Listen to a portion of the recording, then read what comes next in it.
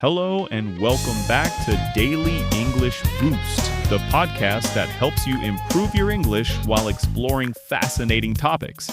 I'm your host, Mike. And I'm Sarah. It's great to be with you all again. Today, we're diving into a question that everyone faces no matter where you're from. Should you save your money for the future or enjoy it in the present? That's right. It's the classic dilemma. Build a safety net or live life to the fullest. It's a tough balance to strike. So let's start with the argument for saving. Team future, if you will. Team future. I like that. So, Mike, make the case. Why is being a diligent saver so important? Well, the most obvious reason is financial security. Life is unpredictable. You could lose your job, face a medical emergency, or need a major car repair.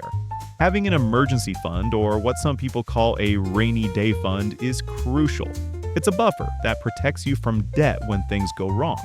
That makes total sense. It's about peace of mind, really. Knowing you have that cushion can reduce a huge amount of stress. Exactly. And it's not just about emergencies. Saving is about achieving long-term goals. Do you want to buy a house one day, travel the world, retire comfortably? None of that is possible without consistent saving. It's the concept of delayed gratification. Right, sacrificing a little bit now for a much bigger reward later on. Precisely. When you save and invest, your money starts working for you through something called compound interest. A small amount saved today can grow into a huge sum over decades. It's how people build wealth and create a comfortable nest egg for retirement. The magic of compounding. It feels slow at first, but it's incredibly powerful over time.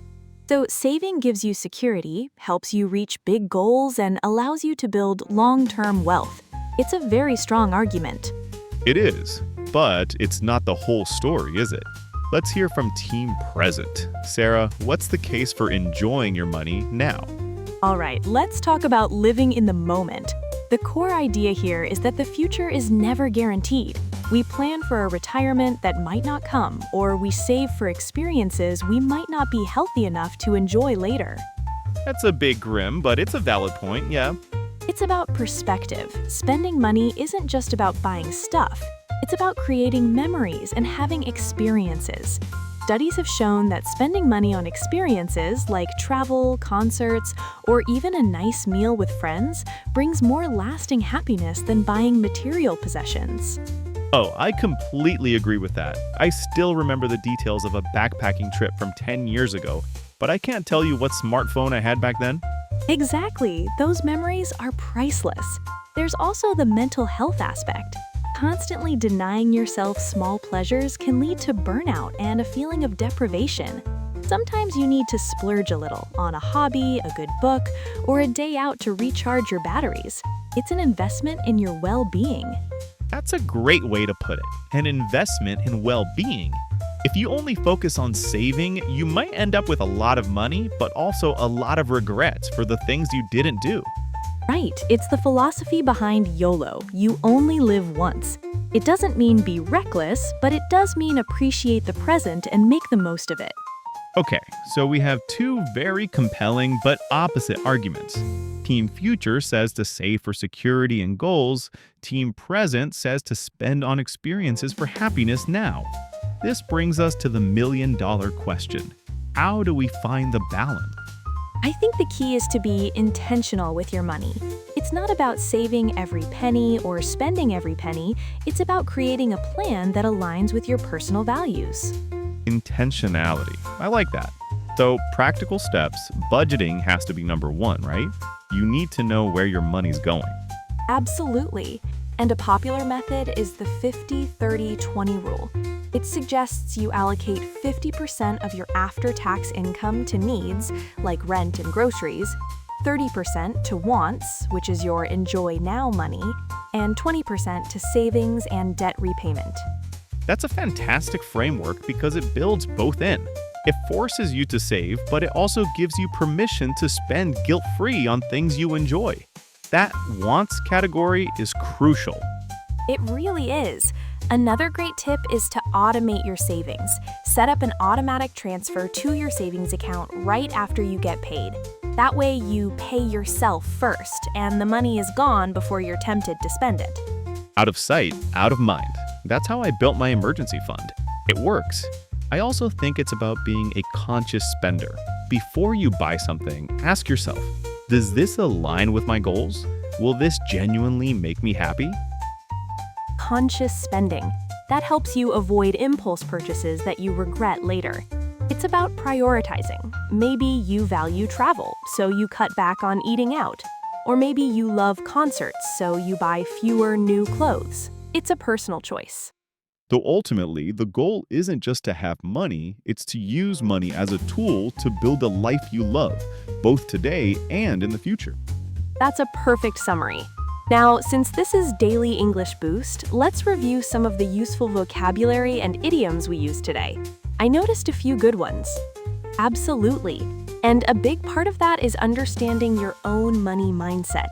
Psychologists often talk about the difference between a scarcity mindset and an abundance mindset. If you have a scarcity mindset, you're constantly worried about not having enough. This can cause you to hoard money and be afraid to spend it on things that would genuinely improve your life. It creates a lot of anxiety and can prevent you from enjoying the wealth you've built. It's like having a beautiful car but never taking it out of the garage for fear of it getting scratched. Great idea. What stood out to you? That's a great analogy. On the flip side, an abundance mindset doesn't mean you spend recklessly. It means you see money as a renewable resource, a tool that you can generate and use to create positive experiences for yourself and others. You trust in your ability to earn more, so you're not paralyzed by the fear of every single purchase. Cultivating that abundance mindset can be the key to finding the healthy balance we've been talking about. It allows you to save responsibly for the future while still giving yourself permission to invest in your happiness today. Well, you mentioned a rainy day fund. Can you explain what that means? Of course, a rainy day fund is a sum of money saved for unexpected problems or emergencies. The rainy day is a metaphor for a time of trouble. For example, I was so glad I had a rainy day fund when my car broke down. Perfect. Another one you used was nest egg. What's a nest egg? A nest egg is a collection of money that you save for a long time, specifically for retirement. You could say, my grandparents worked hard their whole lives to build a comfortable nest egg. Excellent. And one more. I said sometimes you need to splurge. Yes, to splurge means to spend a lot of money on something. Usually something luxurious or unnecessary that you wouldn't normally buy.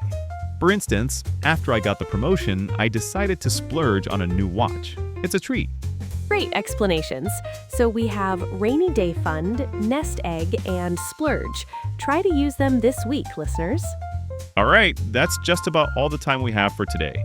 The key takeaway is that the debate between saving and enjoying isn't an either-or choice. It's about creating a personal, balanced approach that provides for your future while also enriching your present. Well said, Mike. Thank you all so much for tuning in to Daily English Boost. We'd love to hear your thoughts on this topic. Are you a saver or a spender? Find us on social media and let us know.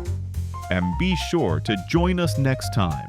Until then, keep learning and have a fantastic week.